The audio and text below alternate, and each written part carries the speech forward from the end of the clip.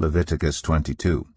The Lord said to Moses, "Tell Aaron and his sons to treat with respect the sacred offerings the Israelites consecrate to me, so they will not profane my holy name.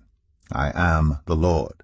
Say to them, for the generations to come, if any of your descendants is ceremonially unclean and yet comes near the sacred offerings that the Israelites consecrate to the Lord, that person must be cut off from my presence.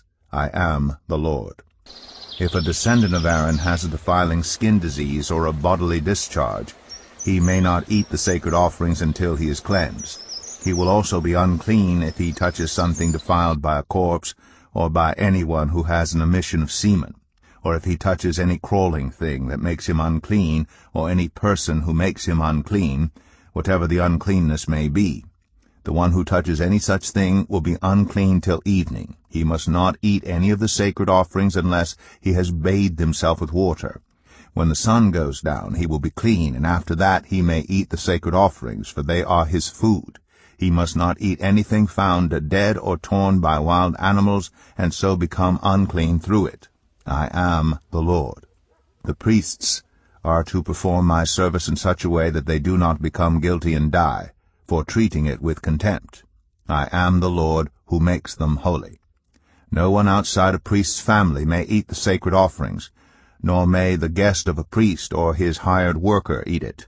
But if a priest buys a slave with money, or if slaves are born in his household, they may eat his food.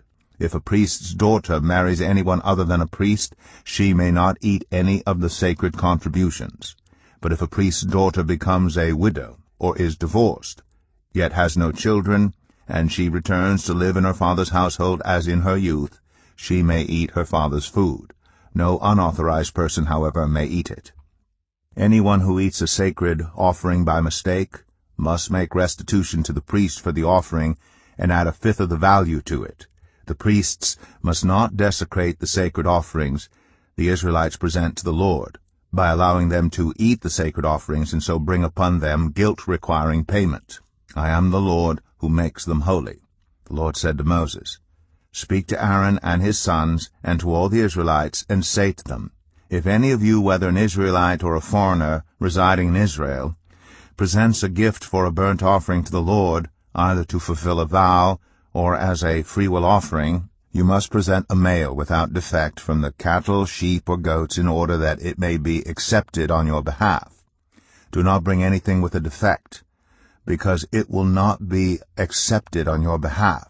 When anyone brings from the herd or flock a fellowship offering to the Lord to fulfill a special vow, or as a free will offering, it must be without defect or blemish to be acceptable. Do not offer to the Lord the blind, the injured, or the maimed, or anything with warts or festering or running sores. Do not place any of these on the altar as a food offering presented to the Lord. You may, however, present as a freewill offering an ox or a sheep that is deformed or stunted, but it will not be accepted in fulfillment of a vow. You must not offer to the Lord an animal whose testicles are bruised, crushed, torn, or cut. You must not do this in your own land, and you must not accept such animals from the hand of a foreigner and offer them as the food of your God. They will not be accepted on your behalf, because they are deformed and have defects."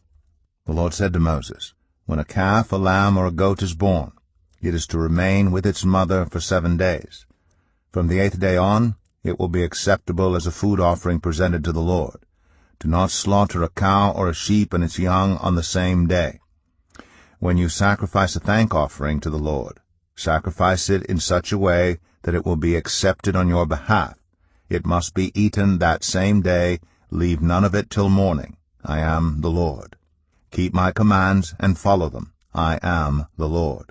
Do not profane my holy name, for I must be acknowledged as holy by the Israelites. I am the Lord who made you holy and who brought you out of Egypt to be your God. I am the Lord."